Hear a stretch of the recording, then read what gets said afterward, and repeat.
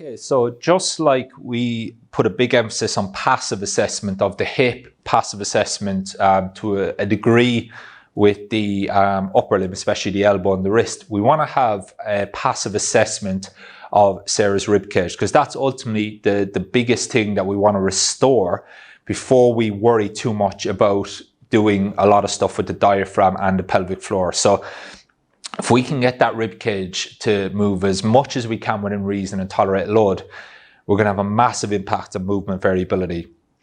So the thing we need to understand with the rib cage mobility, obviously, is when Sarah's legs are straight, then her rib cage is naturally going to start to elevate. Okay, if Sarah bends her knees now, so if you could just bend your knees, then we're going to allow her rib cage to depress a little bit. So if I check Sarah's rib cage mobility with her knees bent, I would expect that to feel a little bit springier than with her knees straight. So we're going to check it with both and just see the reactions. Now, we want to break up the rib cage, okay, into two separate sections, okay? So the lower rib cage, we're going to correlate that with the hip joint range of motion, okay?